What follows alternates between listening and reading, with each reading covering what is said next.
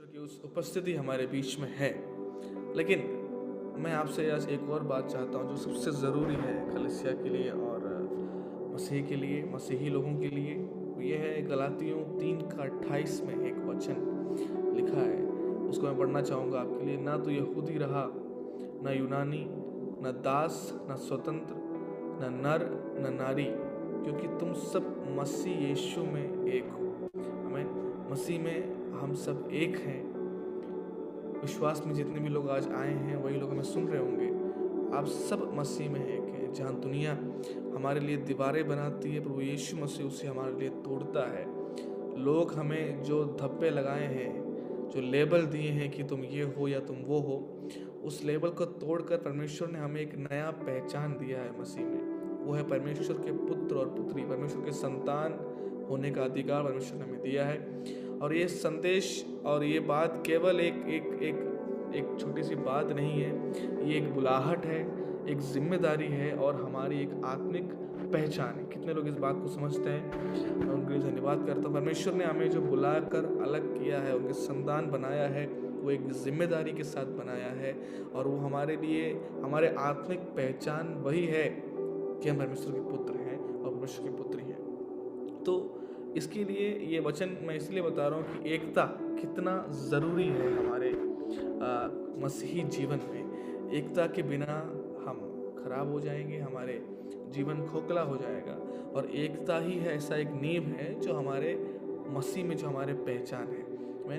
तो वचन यहाँ पे देखिए कहता है कि ना यहूदी, ना यूनानी, ना दास, ना स्वतंत्र, ना नर, ना नारी, सब मसीह में एक है। मतलब हमारी कोई भी पुराने जीवन का पहचान मसीह में वैल्यूएबल नहीं है। हमें हम में से कई लोग होंगे जो आज भी अपने जो पोजीशंस हैं, जो पिछले जीवन की हमारे जो बातें हैं या हमारे लेबल्स हैं, उसको आज भी वैल्यूएबल मानते होंगे, कीमती मानते होंगे। वचन कहता है कि मसीह में कोई भी लेबल वैल्यूएबल नहीं है, कोई भी बात का कोई अहमियत नहीं है। केवल एक ही बात की अहमियत है कि हम मसीह में एक हैं और हम मसीह के पुत्र और पुत्रियां हैं। तो हमारे जो भूमि के जहाँ हम रहते हैं, वहाँ का जो टैग है वो हमें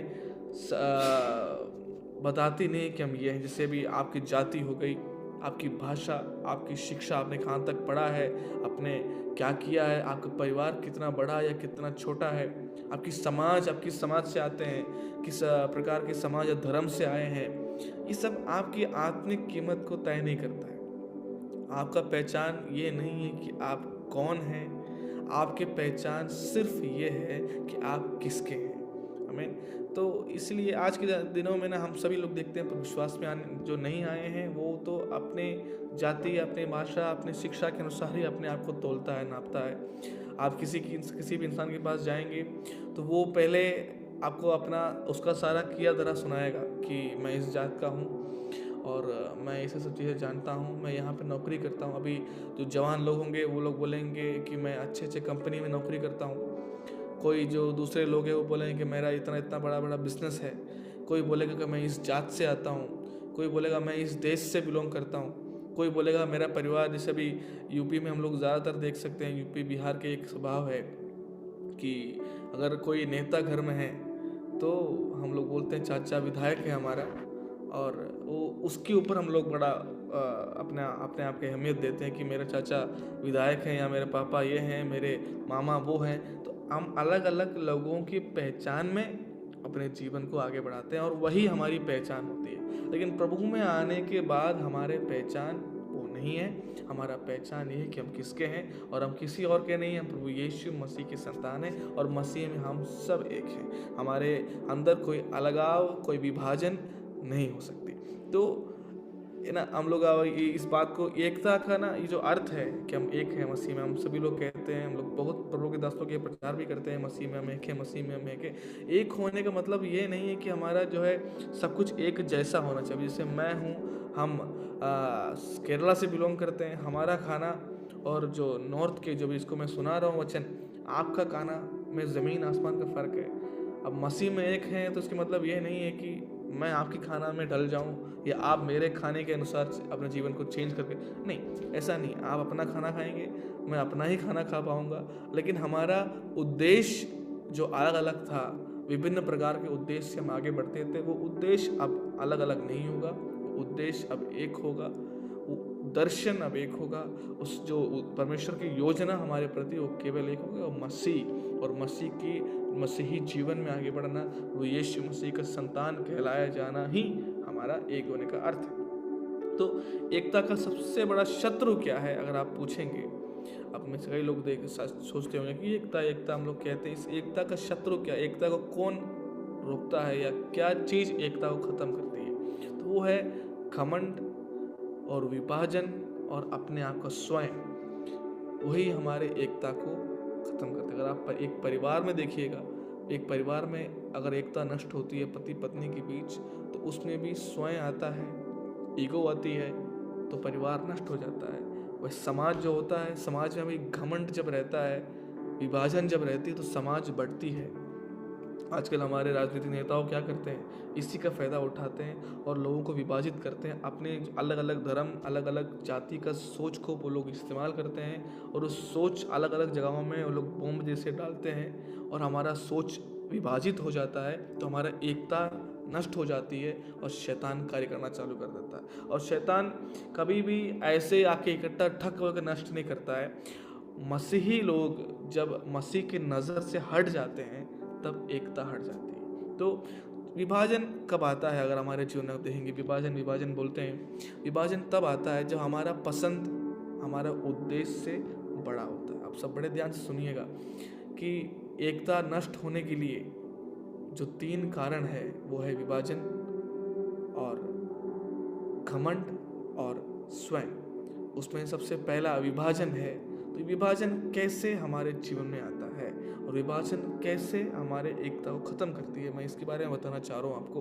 तो उसका सबसे मेन रीज़न ये है कि विभाजन जो हमारा पसंद, जो हमारी पर्सनल इच्छा है, हमारे और आपके बुद्धि की जो चाहत है, वो हमारे उद्देश्य से बड़ा हो जाता है, तो वहाँ विभाजन आ जाता है। और हमारा उद्देश्य क्या है, मैं थोड़ी देर पहले आपके लिए बताया कि हमारा उद्देश्य केवल मसीह है।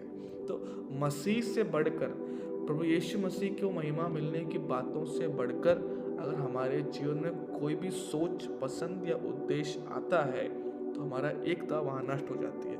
और ये विभाजन कैसे आता है, जैसे मेरा समाज है, मेरे लोग हैं, ये मेरी भाषा है, ये मेरे सुविधाओं के लिए है, तो इन सब चीज़ों को जब हम लोग ज़्यादा प्रायोरिटी देते हैं, ज़्यादा अहमियत देते हैं, तो मसीह की जो एकता है वो हम में से धीमे धीमे नष्ट हो जाता है। मसीह की जो नज़र है वो हमारे जीवन से जो है धीमे हटने लगती है, क्योंकि हम लोग हमारा पहला स्थान जो प्रभु यीशु मसीह को देना है हम दे नहीं रहे हैं। ऊपर से हम क्या करते हैं, हमारा पर्सनल बातों को ज़्यादा अहमियत देते हैं। आजकल जो गैर विश्वासी हैं वो तो इसी में खैर आगे बढ़ते हैं, लेकिन जो विश्वास में आने के बाद भी कई लोगों का समस्या ये है कि वो अपने पसंद को, अपनी इच्छा को ज़्यादा प्रायोरिटी देते हैं। मैं हमेशा आप लोग से कहता हूँ कि यहाँ तक कि हमारे प्रार्थना जीवन में भी हम लोग किसी चीज़ के लिए प्रार्थना करते हैं।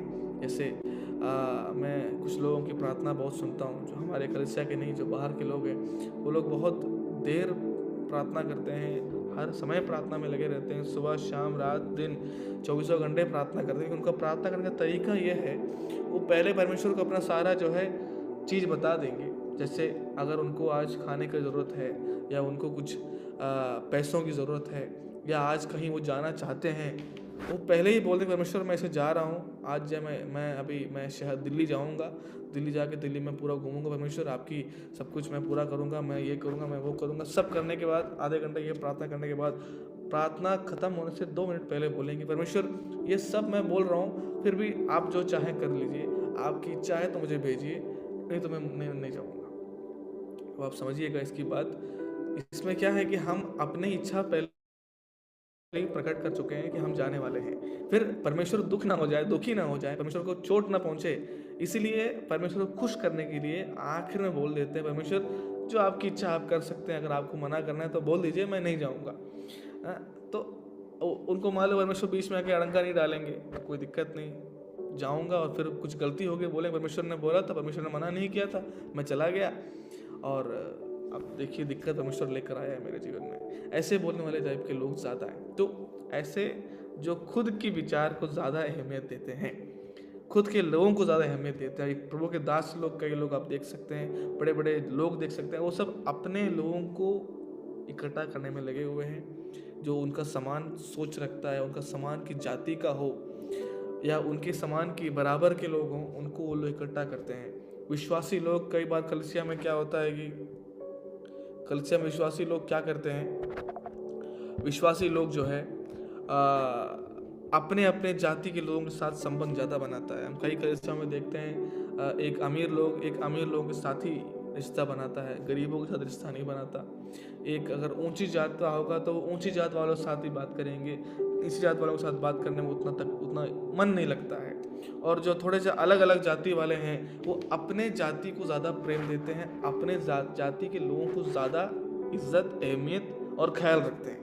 जो अलग होगा उसको एक धप्पा लगा देते हैं कि नहीं, ये तो ये वाला है इसलिए इसका ऐसा होगा, है ना। हमारे यहाँ पे जातिवाद पे बोलूँगा तो बहुत लंबा चला जाएगा, लेकिन फिर भी मैं थोड़ा थोड़ा छूना चाहता हूँ, क्योंकि ये जो नॉर्थ इंडिया में सबसे ज़्यादा इसी की वजह से लोग परेशान हैं।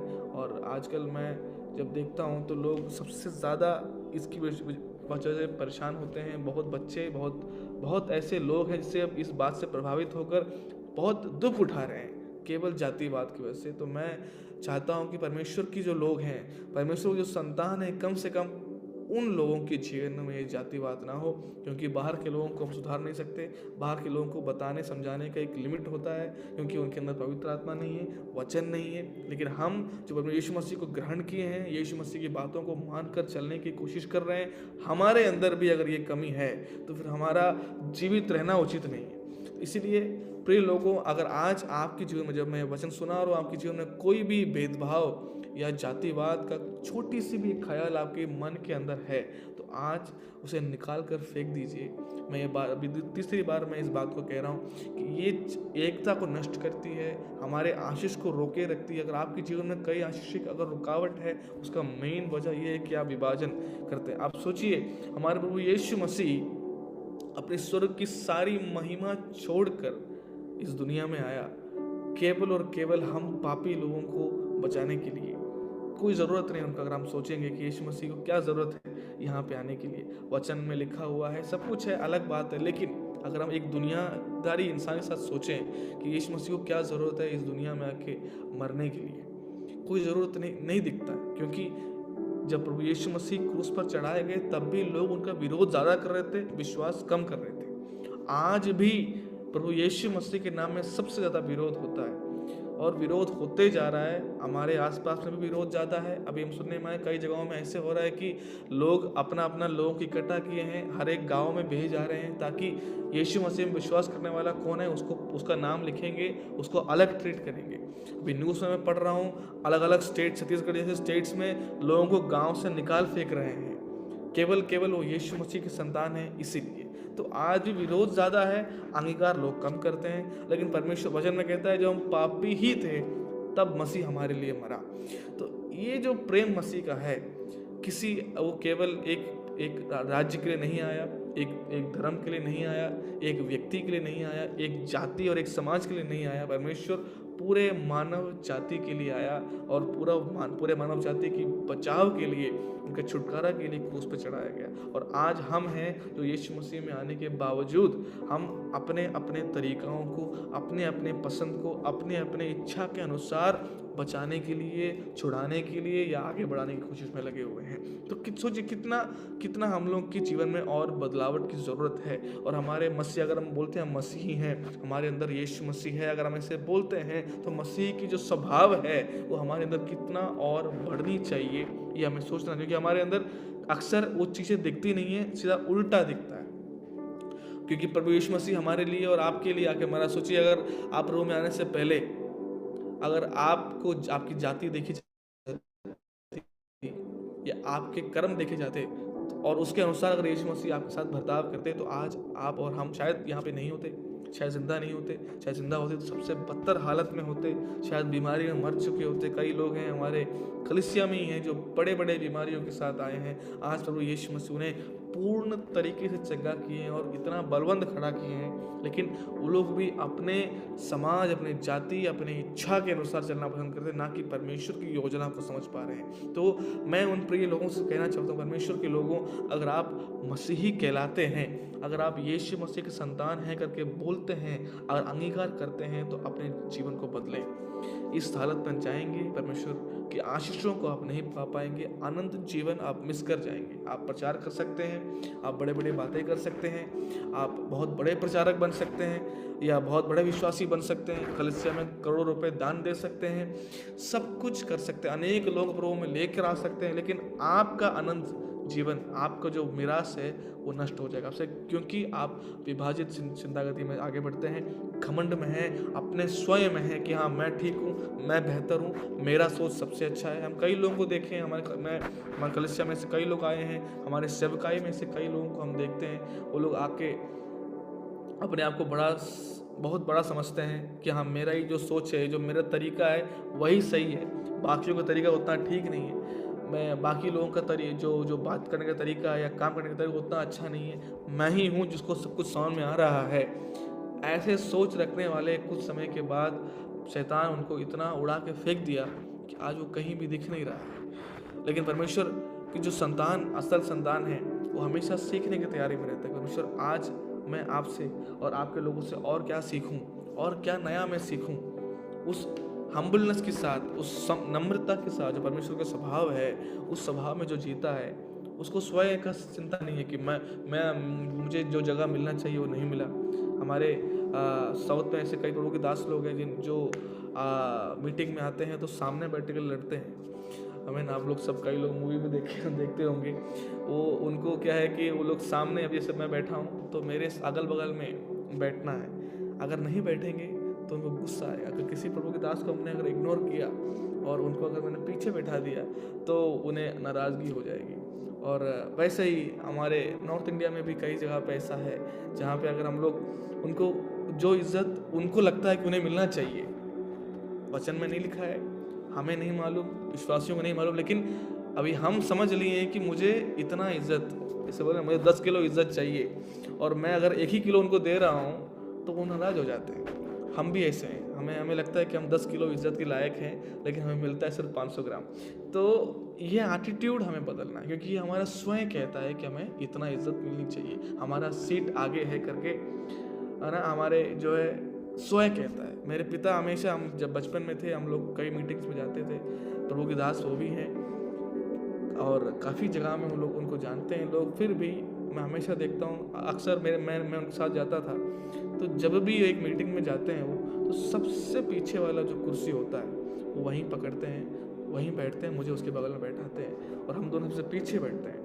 और कई बार अक्सर प्रभु के दास लोग जो हमें पहचानते हैं या हमसे लगाव रखते हैं, वो खींच के डैडी को जो है सामने बैठाता है, फिर भी हम कभी नहीं सोचते हैं कि मेरा जो जगह है वो सामने है, क्योंकि हम उसके लायक शायद भौतिकता में हो सकते हैं, लेकिन आत्मिकता में हम उसको समझते नहीं। कि परमेश्वर वचन में कहता है कि हम जब लायक नहीं थे तभी परमेश्वर ने हमें चुना है, परमेश्वर ने हमें यहाँ तक लेकर आया है। तो हमारी योग्यता ये नहीं बनती है कि हम अपने आप को इतना इज्जत, इतना वेट दें कि हमारा पोजीशन ये होगा, हमारा समाज में ये होगा। हम शायद समाज में बहुत बड़े आदमी होंगे, लेकिन मसीह में हम एक हैं। मसीह में आके हमको कुर्सी, किसी को नीचे, किसी को ऊपर, किसी को किनारे करने का कोई भी अहमियत नहीं बनता है। इसलिए प्रिय भाइयों बहनों, जो आपके मन में ऐसे ख्याल आते हैं कि मैं इस जाति का, इस कुल का हूँ, तो आज उसे तोड़ दीजिए। आप चाहे जो भी कुल के हों, कोई फर्क नहीं पड़ता, मसीह में केवल आप एक हैं, एक बनिए, परमेश्वर आपको और आगे आगे बढ़ाएंगे। तो इस एकता की शक्ति इतना ज़्यादा है ना कि परमेश्वर की सामर्थ जो है उसमें बहुत प्रभावित होकर आता है। अब प्रेरितों के काम 4:32 में लिखा है कि जब सब एक मन और एक चित्त के थे, तो वहाँ पे पवित्र आत्मा के समय, मैं 2 दिन पहले इसी वचन को मैंने बताया था आपको कि उनका एक मन और एक चित्त था, उनका सोच, उनका तरीका, उनका जो उद्देश्य था वो एक था। उस परमेश्वर की उपस्थिति उन्होंने महसूस किया। आदिम कलीसिया में क्या होता था, लोग कैसे भी कहीं से भी इकट्ठा होने के लिए तैयार रहते थे, कि बहुत ज़्यादा विरोध वहाँ पे उस समय था। आदिम कलीसिया में आप वचन पढ़ सकते हैं, प्रेरितों के काम में, रोमियो में है, इस सब वचनों में पहली कलीसिया कैसे चली ये आप देख सकते हैं। आज जिस तरह देख रहे हैं उस तरह भीड़ भाड़, गाना, आवाज़ और चिल्लाहट और कोट सूट नहीं था उस समय हमारे प्रेरित लोगों का। कल प्रभु यीशु मसीह की जो प्रेरित हैं, चेले हैं, उनकी कलीसिया को आप देखेंगे तो हमें हमें लगेगा कि मुझे और बहुत मन फिराना चाहिए, हमारी कलीसिया में और मन फिरावट और गहराई में आनी चाहिए, क्योंकि हमारे तौर तरीके बहुत अलग हो जाते हैं कभी कभी। और वहाँ पे आप आदिम कलीसिया में देखेंगे परमेश्वर के लोग सारी बातों को भूलकर वो एक मन, क्योंकि उनका उनका एक ही मकसद था, वो एक ही चीज़ के लिए इंतजार कर रहे थे, प्रभु यीशु मसीह का दोबारा आगमन का। और उनको लगता था कि वो कल आएंगे या आज आएंगे, इसलिए जब जब मौका मिले कि यीशु मसीह को महिमा करें, यीशु मसीह की सेवा कर सकें, कलीसिया जब इकट्ठा हो सकती है, वो लोग सारी बातों से ज़्यादा अहमियत उस बात को दे देते कि यीशु मसीह की सेवकाई आगे बढ़ने पाए, ज़्यादा से ज़्यादा प्रभु यीशु मसीह को अंगीकार करें, उसके लिए जो बन पड़ सकता है वो सब वो लोग करने के लिए तैयार थे। इसलिए सेवकाई बहुत तेज़ी से उस समय आगे बढ़ा। कठिन विरोधों के सामने लोगों को जिंदा जला दिया गया, लोगों को जिंदा गर्म तेल में डाल दिया गया। बहुत दर्दनाक मौत होने के कारण भी लोग आज भी खड़े हैं, परमेश्वर की उस महिमा को देखते हैं, उन्हीं को सीख कर आज हम परमेश्वर के चरणों में आए हैं कि परमेश्वर हमसे कितना परमेश्वर हमें इस्तेमाल करना चाहता है। तो हमारे कलीसिया हम चाहते हैं, हमारे प्रभु के दास हमेशा कहते हैं कि उस आदिम कलीसिया के समान हमारा कलीसिया होना चाहिए। उस आदिम कलीसिया की तरह जो पेंतेकोस्त के दिन जब 120 लोग इकट्ठा हुए थे, तो पवित्र आत्मा जिस सब प्रकार उन कलीसिया के लोगों के बीच में उतरा, वही सामर्थ, वही अभिषेक आज हमारे बीच में उतरना है, उतरते हैं और ज़्यादा उतरना है। परमेश्वर की वो क्या नाम है, जो भारी उपस्थिति है, भले हम इकट्ठा नहीं हो पाते, आज हमें आप अपने अपने जगहों में से अलग अलग देश भर में से सुन रहे हैं, मैं चाहता हूँ कि परमेश्वर की उपस्थिति जो आपके जीवन में है वो अपरंपार रीति से प्रकट होने पाए, और वो तभी प्रकट होगा जब आपका मन एक हो। अगर हमारे और आपका मन है कि हम भले अलग अलग 1000 किलोमीटर दूर बैठे हों, 10,000 किलोमीटर दूर बैठे हो, दुनिया के एक दूसरे चोर में बैठे हो, लेकिन आप हमारा सोच, हमारा मनसा, हमारा उद्देश्य अगर एक है, तो पवित्र आत्मा हमारे जीवन में कार्य कर सकता है। पवित्र आत्मा उपस्थिति को अभी भी आप महसूस कर सकते हैं, उस अभिषेक आपके जीवन में इस हालत में भी आएगी, आ सकती है, आने के लिए तैयार है, लेकिन हम अक्सर तैयार नहीं है। हमारा सोच, हमारे तरीके की वजह से हम उस अभिषेक को पा नहीं पा रहे हैं, परमेश्वर की उस अभिषेक की उस अहमियत को पहचान नहीं पा रहे हैं। इसलिए मैं चाहता हूँ परमेश्वर के लोगों एकजुट जब हम होते हैं तो उस चर्च को, उस कलीसिया को कोई हिला नहीं सकता है। अभी देखिए हम लोग के कलीसिया में आप देख सकते हैं, हम लोग भले ही कलीसिया इकट्ठा नहीं हो पा रही हो, लेकिन हम लोग का उस आत्मिक जो उन्माद है, आत्मिक जो एकता है, उसकी वजह से कलीसिया टूट नहीं पाती है, कलीसिया हमेशा बनी हुई है। और मैं चाहता हूँ कि और हम एकजुट होकर उस पवित्र आत्मा के सम्मेलन में बने रहें कि परमेश्वर की बड़ी महिमा इस देश में, भारतवर्ष में हमारे द्वारा होगा। तो ये बात को हमें अहमियत देना है, और ये छोटी सी बात है, इसको हम कैसे हर दिन करेंगे हमें ये भी सोचना है। हम एक को कैसे चुनेंगे, क्योंकि इतना आसान नहीं है। क्योंकि कभी कभी क्या होता है कि हम लोगों को बेवजह हम लोग को गलत टैग दिया जाता है, हमारी उस बातों को अक्सर लोग समझ नहीं पाते हैं। तो हमें हर दिन प्रेम को चुनना है, और प्रेम को हर दिन चुनना आसान बिल्कुल भी नहीं है, क्योंकि ये प्रेम जो है, हम इंसानी तौर से लोगों को प्रेम नहीं कर सकते, लोग हमारे प्रेम को समझेंगे ही नहीं। लेकिन परमेश्वर की क्रूस का प्रेम हमें याद करना है। परमेश्वर की क्रूस में हमारे जब जान दिया तो ये नहीं सोचा कि कौन है, क्या है, ये आगे बढ़ सकता है क्या, ये प्रो में आएगा कि नहीं आएगा, उन्होंने नहीं सोचा। उन्होंने पूरे मानव जाति के लिए अपना जान दे दिया। तो वैसे ही प्रेम हमें भी देना, कि वो हमें समझे या ना समझे, मैं तुम्हें चुनता हूँ, मैं आपको आशीष देना चाहता हूँ, मैं आपकी बातों को समझूंगा। ऐसे अपने तरफ से एक लगाव, एक ओपननेस हमारे जीवन में होगा, तो पवित्र आत्मा उस प्रेम के द्वारा उस व्यक्ति के जीवन में कार्य करेगा, और आपकी बात को आज नहीं तो कल समझेगा। तो ऐसे शब्द हमें बोलना है जो दूसरों को गिराए नहीं बल्कि उठाएं। कई लोग ना ऐसे हर्टफुल वाली बात बोल देते हैं कि जिससे लोगों की जीना तहस नहस हो जाता है। एक छोटी सी ऐसे बात होगी जो हमें नकारात्मक सोच में डाल देता है, और पॉजिटिविटी में वो आगे बढ़ना चाह भी लेगा तो नहीं कर पाएगा, हमारी एक छोटी सी बात की वजह से। तो हम किसी को भी ऐसे हमारी बातों की वजह से नकारात्मक सोच में और ना गिराएं, बल्कि उन्हें उठाएं, उनसे अच्छी बात करें, उन्हें एनकरेज करें, उनसे ये बोले कि सब कुछ ठीक हो जाएगा, बल्कि ये ना बोले कि तुम्हारे तो ज़िंदगी ऐसे ही है, तुमसे कुछ नहीं हो पाएगा, है ना। हम सब ऐसे ही बोलते हैं। हमारा छोटी छोटी जो वर्ड है, वो दूसरों के जीवन में कितना प्रभाव डालता है, ये हम अक्सर भूल जाते हैं। हम सभी लोगों की एक कॉमन गलती है कि हम गुस्सा आता है तो जो हमारे मुंह में आता है उसको हम बोल देते हैं। उसके बाद कई लोग हैं जो उसको माफ़ी मांगते हैं, तो अच्छी बात है, लेकिन कई लोग ऐसे हैं जो माफ़ी भी नहीं मांगना चाहते, कि उनको गलत समझते ही नहीं है। वो जो बोले हैं वो ठीक है, वही सही है, और वो गलत भी है तो झेल लो वाला एटीट्यूड वाला कुछ लोग होते हैं। तो मैं, अगर आज से कोई लोग मुझे सुन रहे हैं, तो मैं चाहता हूँ कि आज से अपने जीवन को बदल दें। अपने जो नकारात्मक सोच है उसको आप छोड़ दें और लोगों के सामने पॉजिटिविटी बांटें, उम्मीद फैलाएं। जो हम लोग, हमारी टैगलाइन है, उम्मीद को फैलाना है, ना कि जो नेगेटिव चीज़ों को फैलाएंगे। अगर ऐसे फैलाएंगे तो एकता और बढ़ेगी। अगर आप अपने कलिसिया के एक भाई के साथ एक दो अच्छी बात कहेंगे, अगर वो एक लो मोमेंट में होगा, उससे आप दो अच्छे शब्द को कहेंगे, उसका आप सहारा हमेशा पैसों से, हमेशा चीज़ों देकर नहीं बन सकते।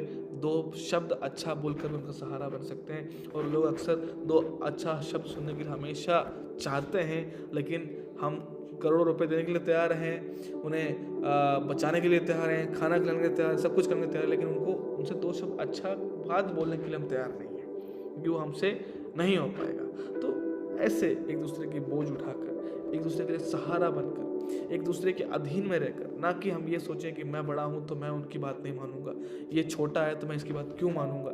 ऐसे ऐसे अधीनता में ना रहने का जो घमंड की बातें हैं, उसे आप पूर्ण तरीके से तोड़कर, हमारा एक ही लक्ष्य है जो मसीह है, प्रभु यीशु मसीह के संतान होने का है।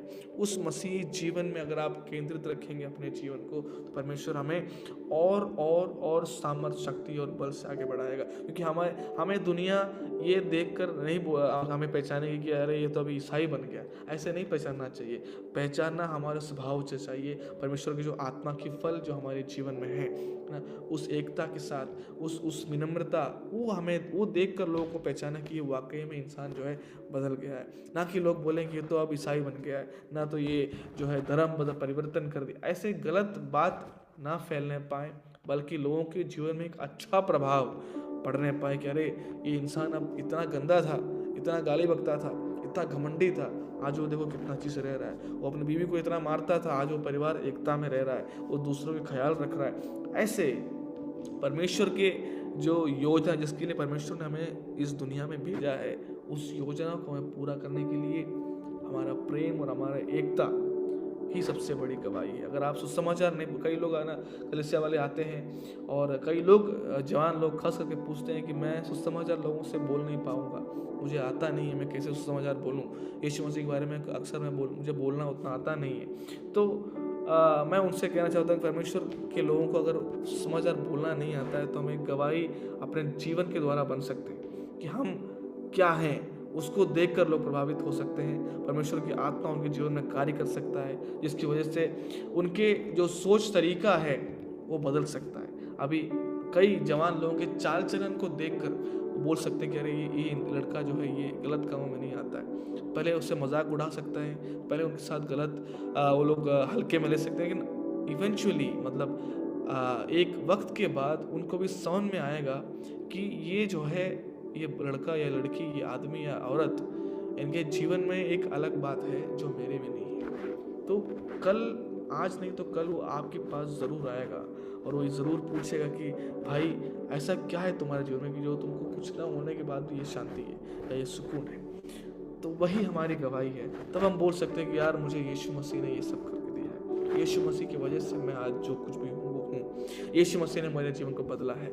मैं भी आपके जैसे गलत काम में था, लेकिन परमेश्वर ने मेरे जीवन को बदल दिया है। यही हमारी गवाही है। अगर आप सुसमाचार नहीं बोल पाते हैं तो अपने जीवन से गवाही बोलें, हमारे तौर तरीकों से गवाही बोलें। कि आजकल सुसमाचार बोलने के लिए बहुत लोग हैं, है ना, कोट सूट पहनने वाले हैं, जुब्बा पहनने वाले हैं, अलग अलग वेश पहनकर बड़े बड़े बातें करने के लिए यूट्यूब में, इंस्टाग्राम में, फेसबुक में और रास्ते में बहुत सारे लोग हैं जो प्रभु यीशु मसीह के दास लोग हैं करके बोलने वाले हैं। बहुत प्रॉफिट हैं, बहुत अपोस्तल हैं, बहुत लोग हैं। उनको कहने दीजिए, आप जीवन के साथ गवाही बनिए। प्रभु यीशु मसीह आपके जीवन में क्या प्रभाव डाला है, क्या बदलावट लेकर आया है, वो अपने सुसमाचार बनाइए। अगर आप ऐसे बोलेंगे लोग आपकी तरफ खींच चले आएंगे, अरे इनसे मुझे मिलना चाहिए, इनसे मेरा दुख अगर मैं बांटूंगा तो शायद इन सोल्यूशन मुझे मिल सकता है। ऐसे पवित्र आत्मा के उस जो उपस्थिति आपके जीवन में है, जो पवित्र आत्मा का प्रेजेंस आप में है, वो दूसरों को खींचेगा आपकी ओर, और वो खुद आपके पास आके बोलेंगे ऐसे ऐसी बातें हैं मेरे जीवन में, मैं क्या करूं। कई कई बच्चों के पास लोग आके पूछते हैं कि मैं बेटा मेरे जीवन में ऐसे ऐसे प्रॉब्लम, मैं क्या करूं। तो पवित्र आत्मा उन्हें खींच कर लेके आता। अगर आपके अंदर पवित्र आत्मा है तभी ये बात होगा। अगर आज पवित्र आत्मा नहीं है तो परमेश्वर से प्रार्थना, परमेश्वर मेरे जीवन में उस पवित्र आत्मा का प्रेजेंस उंडेल दे, उसके योग्य मुझे बना दे, ताकि जब मैं जहाँ पे भी जाऊँ लोग मेरे से प्रभावित हों, लोग मेरे द्वारा मेरा मुंह खोले बिना ही बच जाए, लोग मेरे तरफ आकर्षित हो जाए, मेरे तरफ नहीं, मेरे अंदर जो पवित्र आत्मा की सामर्थ्य है उसकी तरफ आकर्षित हो जाए, और वो परमेश्वर की आत्मा उन्हें छूने पाए, वो बचने पाए। हमारे काम काज में भी लोग बोलते हैं कि अगर सेवकाई करनी है तो कलीसिया में आना पड़ेगा और अपना काम धंधा छोड़ना पड़ेगा, अभी सब कुछ बंद करके अभी एक वाइट शर्ट और ब्लैक पैंट पहनूंगा, एक छोटा सा गाड़ी लूँगा, उसके बाद मेरा नाम सेवक बनाऊंगा, फिर मैं सेवकाई करूँगा। कोई ज़रूरत नहीं है सब चीज़ों का। परमेश्वर को सेवा करने के लिए ये सब चीज़ों की ज़रूरत नहीं है। परमेश्वर अगर आज आप तैयार हैं, अगर आप एक मजदूर हैं, आप एक बहुत बड़े कंपनी में काम करते हो, अब चाहे जो हो कोई फ़र्क नहीं पड़ता, अगर आप यीशु मसीह के वचन को बांटने के लिए तैयार हैं, यीशु मसीह की प्रेजेंस आपके अंदर है, तो वो आपको कैरी करके ले जाएगा। उसके द्वारा आप अलग अलग जगहों में प्रभावित बनेंगे, लोग आपकी तरफ आएंगे, आपके अंदर जो प्रेजेंस है पवित्र आत्मा को, लोगों को अट्रैक्ट करेंगे आपकी ओर, और आपके पास जब लोग आएंगे तो आप उन्हें सुसमाचार बोल सकते हैं कि हाँ बेटी मेरे जीवन में ये इसलिए हुआ है, मैं बीमारी में था, मुझे चंगाई मिली है, पवित्र आत्मा मेरे जीवन में है, यीशु मसीह की सामर्थ मुझे बचाया है, मुझे अलग बनाया है। तो उस अभिषेक के लिए इन दिनों प्रार्थना करिए। अपने दुनियादारी वाली बातों को भूल जाइए कि अभी हम लोग को कोई बोला जाए कि किसी को बुलाएंगे कि भाई तुम क्या काम करते हो, तो उस काम के बारे में 10 घंटा बोले कि लोगों के पास समय है। कोई बोले कि तुम्हारा बिजनेस क्या है, उस बिजनेस के बारे में 2 दिन बात करके लोग तैयार हैं, है ना। हमारे जो अचीवमेंट्स क्या है, तुम क्या क्या अचीव कर चुके हो लाइफ में, उसके बारे में बोलने के लिए हमारा जीव थक जाएगा, लेकिन हम बोलना बंद नहीं करेंगे। लेकिन परमेश्वर की बात बोलने के समय लोग बोलते हैं कि अरे हम बोल नहीं पाते हैं, कि हम कैसे बोलेंगे, हम क्या बोलेंगे, लोग हमें क्या समझेंगे। यीशु मसीह के नाम पूरे जैसे लेने के लिए लोग तैयार नहीं है। क्यों? क्योंकि उस आत्मा की सामर्थ आपके अंदर नहीं है। अगर नहीं है तो आज उसे पाना है। परमेश्वर से बोलो, परमेश्वर मैं समर्पित करता हूँ कि जो कुछ भी आप चाहेंगे उसके लिए मैं तैयार हूँ, आप मुझे इस्तेमाल कर, जहाँ पे मैं हूँ वहाँ मुझे इस्तेमाल कर। ये नहीं कि परमेश्वर से बोले परमेश्वर अब मैं कुछ समय और जो है काम करूँगा, फिर मैं निकल जाऊँगा अलग, उसके बाद मैं मुझे इस्तेमाल करिएगा, अभी मुझे इसे छोड़ नहीं। जहाँ पे आप हैं, जिस परिस्थिति परमेश्वर आपको रखा है, आप वहाँ परमेश्वर की महिमा करें, परमेश्वर की योजना के तहत इस्तेमाल हो जाए, परमेश्वर की इच्छाओं को समझें। दूसरों को जो नाश हो रहे हैं उन्हें बचाने के एक बोझ आपके जीवन में होना चाहिए। केवल मैं नहीं, केवल मेरा परिवार नहीं, अनेक लोग नाश हो रहे हैं, हर दिन लोग खत्म हो रहे हैं, हर दिन एक लोग गलत कामों में और पढ़ते जा रहे हैं। उन्हें बचाना हमारी और आपकी जिम्मेदारी है। अगर आपके देश में, आपके अगल बगल में कोई नाश हो रहा है, अगर आप उस समाचार नहीं बताएं तो हमारी आपकी जिम्मेदारी है वो। इसलिए इन दिनों में अपने जो गलत प्रकार की, विभिन्न प्रकार की बातों को छोड़कर परमेश्वर की योजना क्या है उसे और गंभीरता से समझें। ये जैसे मैंने बोला, मसीह में अगर हम एक हैं तो हमारी एक जिम्मेदारी है वो कि मसीह में हम एक हैं, और मसीह को फैलाना, यीशु मसीह के उस सामर्थ की बातों को दूसरों तक पहुंचाना, उसकी प्रेजेंस को दूसरों तक पहुंचाना हमारी जिम्मेदारी है। केवल प्रभु के दास लोगों का या सेवक लोगों की जिम्मेदारी नहीं है, वो हम सब जो मसीह में हैं उनकी जिम्मेदारी है। परमेश्वर आपको उसके लिए सहायता करना है। तो इन दिनों में उस एकता की बात को और गंभीरता समझे। हमने हफ्ते भर प्रभु के चरणों में बना रहा, हम प्रार्थना किए, हम कई सारे बातों में, और मैं उम्मीद करता हूं कि आप और गंभीरता से इस बातों को समझ रहे हैं इन दिनों में, और आप परमेश्वर करीब आ रहे हैं। तो मैं चाहता हूं एकता हमारी कलीसिया में, हमारे जीवन में, हमारे परिवार में और गंभीरता से होने पाए। शैतान हमारे छोटे से बातों को लेकर हमें उलझाने ना पाए। हमारा स्वयं अक्सर जो बाहर आता है उसे आप बर्बाद करके फेंक दें, हमें उसकी ज़रूरत नहीं है, हमारा कुछ नहीं है। मैं कहने के लायक हम लोग नहीं हैं। हम कूड़े में पड़े हुए थे, दलदल के खींच में पड़े हुए थे। परमेश्वर ने वहाँ से हमें खींच कर निकाला है। तो परमेश्वर की बड़ी दया है कि आज मैं और आप यहाँ पे खड़े, अगर मैं आज आपके सामने ये वचन सुना रहा हूँ, ये परमेश्वर की बहुत बड़ी दया है। ये पर इसीलिए नहीं कि मैंने बहुत कुछ सीख रखा है या मैं एक प्रभु के दास का बेटा हूँ, इसलिए नहीं। परमेश्वर की दया है, परमेश्वर ने आज हमें खड़ा किया है। तो ये हमारी योग्यता नहीं है कि हम जहाँ पे भी आज हैं वहाँ पे हम खड़े हैं। अगर आप एक अच्छा नौकरी कर पा रहे हैं, या आप अच्छे एक पास्टर हैं, या आप अच्छे एक विश्वासी हैं, ये आपकी योग्यता की वजह से नहीं है। ये परमेश्वर की जो दया आपके जीवन में है उसकी वजह से केवल प्रभु यीशु मसीह के सामर्थ्य के द्वारा आप ये कर पा रहे हैं। तो वो अहमियत, वो प्रायोरिटी हमें प्रभु यीशु मसीह को देना है, ना कि उसको हम अपने लिए इस्तेमाल करें, है ना। हमारे पर्सनल बातों के लिए उसको इस्तेमाल ना करके प्रभु यीशु मसीह की योजना जो है, परमेश्वर ने जिस बुलाहट से बुलाया है, उस बुलाहट की पहचान हमें होनी चाहिए, उसके लिए हमें परमेश्वर के लिए इस्तेमाल होना चाहिए। तब पवित्र आत्मा हमारे द्वारा बहुत ऐसे ऐसे काम करेंगे जो आप सोच भी नहीं सकते। आपकी सोच से बढ़कर, आपकी लिमिटेशन से बढ़कर, आपकी सीमाओं को तोड़कर परमेश्वर आपके लिए काम करेगा। परमेश्वर आपको इस्तेमाल करेगा। अगर आपके जीवन में परमेश्वर इस्तेमाल करने में अगर हिचकिचाहट रखते हो, इसलिए है क्योंकि आपका सोच, आपका सोचने का तरीका, आपका जीने का तरीका विभाजित है। आप एकता में नहीं आ पा रहे हैं। आप अक्सर अपने अपने तरीकाओं में लोग परमेश्वर को समझते हैं, इसीलिए वो नहीं हो पा रहा। इसलिए आज ये बात को आप तोड़कर यहाँ से जाएं। आप ये यूट्यूब जब बंद करेंगे, अभी मुझे कम से कम 30 लोग मुझे देख रहे हैं लाइव में, और भी लोग शायद आगे देखेंगे। मैं चाहता हूँ कि परमेश्वर के लोगों, आप ये विभाजित जो सोच है उसको तोड़ दें और स्वयं की बातों को तोड़ दें और परमेश्वर में एक हो जाए, वाकई में एक हो जाए। हमारी जाति, हमारे धर्म, हमारे कुल, हमारे परिस्थिति सबसे बढ़कर कलीसिया में उस एकता आने पाए, तो परमेश्वर की आत्मा अपरंपार रीति से हमारे द्वारा उंडेले जाएंगे। आप जहाँ भी जाएंगे, परमेश्वर की उपस्थिति, बड़ी भारी उपस्थिति आपके संग संग चलेगी। तो गलत चीज़ें आपके साथ हो ही नहीं पाएगा। परमेश्वर की उतना एक सुरक्षा आपके संग बने रहेंगे। उसके लिए आपने तैयार होना है। आप इसके लिए अपने आप को आज समर्पित करके, परमेश्वर आज तक मैं अपने अपने बातों में उलझा रहा, मेरे स्वयं को मैं आगे बढ़ाता रहा, मेरे खुद की इच्छाओं को मैं फर्स्ट पोजीशन में लेकर आता था, लेकिन आज से प्रभु मैं उसको छोड़ना चाहता हूँ। आज मैं उसको छोड़ रहा हूँ परमेश्वर, और आज से केवल और केवल आपकी इच्छा को पूरा करूँगा। आप मेरे जीवन में जो चाहते हैं मैं केवल वो करूँगा परमेश्वर। मेरे स्वयं को आप दूर कर दे परमेश्वर, मेरे विभाजित सोच को आप दूर कर दे परमेश्वर, मेरे घमंड को आप तोड़ दे परमेश्वर। मैं घमंडी नहीं बनना चाहता परमेश्वर। मेरे जीवन में अगर घमंड है, उसे आप समर्पित करके परमेश्वर से प्रार्थना करेंगे, प्रभु यीशु मसीह की सामर्थ्य आपके जीवन में आएगा। अगर आप कोई सेवा करने वाले हैं, आप विश्वासी हैं, आप बड़े पास्टर हैं, आप छोटे पास्टर हैं, कोई फर्क नहीं पड़ता है। आमीन। आप 10 साल से विश्वासी हैं, आप 15 साल से विश्वासी हैं, और आप 15 महीने से विश्वासी हैं, कोई फर्क नहीं पड़ता। अगर आप इस बात को छोड़ेंगे, परमेश्वर आपको इस्तेमाल करेंगे। अगर आप नहीं छोड़ेंगे, शैतान आपको इस्तेमाल करेंगे, और शैतान विनाश के लिए इस्तेमाल करता है, कभी अच्छाई के लिए इस्तेमाल नहीं करता है। इसीलिए आपको आज डिसीजन लेना है, आज निर्णय लेना परमेश्वर के लोगों कि मैं परमेश्वर के द्वारा इस्तेमाल हूँ या शैतान द्वारा इस्तेमाल हूँ। इस्तेमाल तो आप होंगे किसी न किसी की तरह। तो अगर आप यीशु मसीह के द्वारा इस्तेमाल होना चाहते हैं, अपने विभाजित सोच, अपने घमंड, अपने स्वयं को आज दूर कर दें, आज उतार फेंक दें, और परमेश्वर में, मसीह में एक नया पहचान जो मसीह ने हमें दिया है, परमेश्वर को संतान होने का अधिकार जो परमेश्वर ने दिया है, उसको अपना लें, बाकी सारी बातों को फेंक दें। तो परमेश्वर को इस्तेमाल करेंगे। परमेश्वर की सामर्थ आपके जीवन में भारी तरीके से आज आएगा।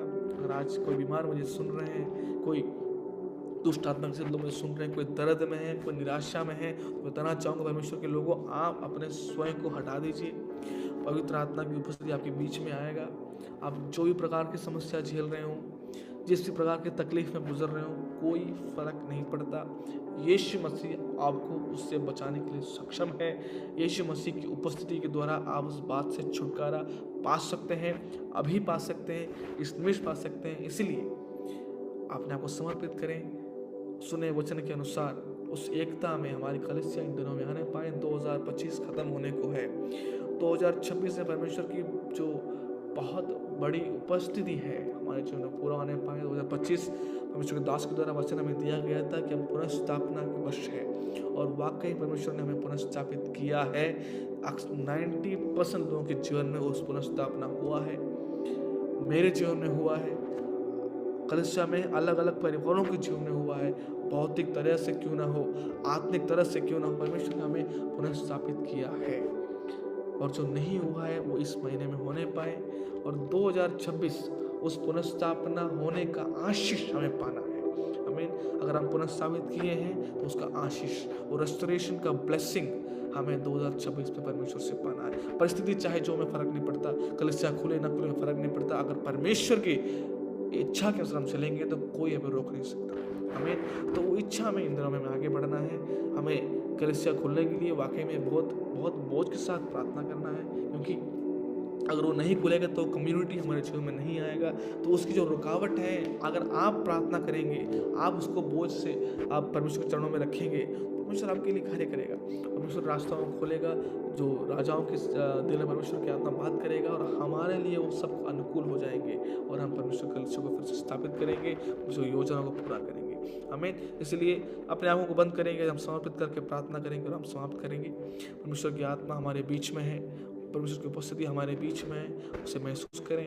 परमेश्वर मेरी सारी स्वयं की बातों को मैं आज त्याग देना चाहता हूँ परमेश्वर, और आपकी एकता में, मसीह में हम एकता में लेकर आने के लिए, परमेश्वर की उपस्थिति के अनुसार चलने के लिए मैं तैयार हूँ। परमेश्वर मुझे आप तैयार करें, मुझे आप चला दें, मुझे उस अभिषेक से भर दें। अगर आप प्रार्थना करेंगे परमेश्वर आपकी आत्मा अभी इस निमिष आपको छुएंगे। परमेश्वर हम धन्यवाद करें, जितने प्रियजन मुझे आज देख रहे हैं, आपकी उपस्थिति उनके जीवन में भेज दें परमेश्वर।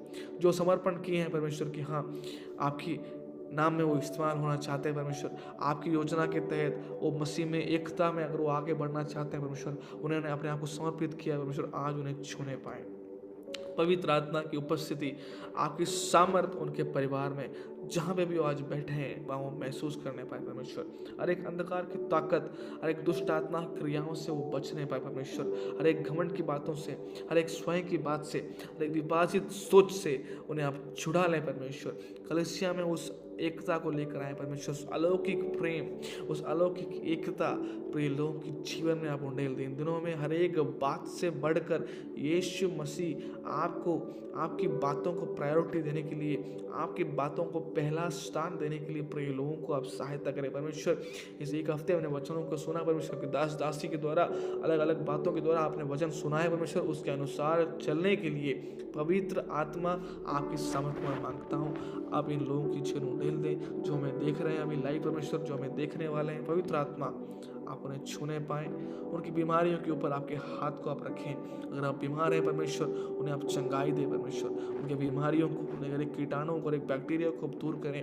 यीशु मसीह के चंगाई के हाथ उन लोगों की जीवन में आप रख दें, उन्हें आप चंगा कर दें परमेश्वर। जो नेगेटिव थॉट्स में है परमेश्वर, जो डिप्रेशन में है, जो निराशा में है, यीशु मसीह की सामर्थ्य उनके जीवन में कार्य करने पाए परमेश्वर। उनके स्वयं की बातें, उनकी नकारात्मक सोच, उनकी विभाजित सोच को आप दूर कर दे परमेश्वर, और मसीह में वो नया आशा जो आपने हमें दिया है वो उनको पहचानने के लिए परमेश्वर सहायता करे परमेश्वर। उस आशा को पहचानने के लिए, उस उम्मीद को पहचानने के लिए, उसके अनुसार आगे बढ़ने, उसे पाने के लिए और दूसरों में वो फैलाने के लिए उस शक्ति, उस अभिषेक प्रिय लोगों के जीवन में अपने कलीसिया परिवार को देश भर में से जहाँ जहाँ भी आपके लोग हैं उन सभी लोग को पिता, पुत्र, पवित्र आत्मा के नाम में मैं आशीष लेके प्रार्थना करता हूँ परमेश्वर। उन्हें आप छू लें, जहाँ पे भी आपके लोग हैं उन्हें सुरक्षित रखें, आपकी आत्मा की अगुवाई में रखें। आपकी बड़ी भाड़ा उनके साथ होने पाए परमेश्वर, उनके हर एक ज़रूरतों को पूरा करें। इन दिनों में परमेश्वर आपके लिए इस्तेमाल होने के लिए, उनकी जैसे अनेकों को बचाने के लिए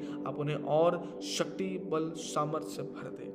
फिर एक बार पूरे कलीसिया परिवार को, हम सभी लोगों को आपके बलन खत्म सौंपता हूँ। आप संभालिए, आप छुटकारा दें, आशीष दें। फिर से जब से लाइव शुरू और होंगे परमेश्वर, आप हमें अगुवाई करें और शुरू करने के लिए और भी परमेश्वर के वचनों में गहराई में जाने के लिए हमें अब शक्ति दे, बल दे, सामर्थ्य। हमारे आपके माता पिता के लिए प्रार्थना करते हैं, आप और उन्हें बलवंत कर सेवकाई को आगे बढ़ाने के लिए आप और शक्ति सामर्थ्य से भर दे। विश्वासी भाई बहनों के लिए, सेवक भाइयों के लिए, परिवारों के लिए प्रार्थना, सभी लोग परमेश्वर एक सा मन दे परमेश्वर, एक इच्छा, एक मन में आगे बढ़ने के लिए और आपके लिए इस्तेमाल होने के लिए सभी लोगों को सहायता। दिन भर आप संभालें। आपके लोग अभी काम-काज में जाएँगे, आप उन्हें बचाए रख, सुरक्षित रख, वहाँ पे भी हम इस्तेमाल कर दें। हर एक लोगों की ज़रूरतों को आप जानते हैं, सही समय में पूरा करें। कलीसिया की हर एक ज़रूरतों को, कलीसिया की हर एक बातों में आपकी बड़ी बरकत आप करें, धन्यवाद करते हैं। फिर एक बार हम सभी लोग को आपके हाथों में सौंपते, हमारे सारे विषयों को आपके हाथों में सौंपते हुए इस प्रार्थना को वो यीशु मसीह के पवित्र नाम से मांगते हैं, सुने और ग्रहण करें। आमीन, आमीन, आमीन।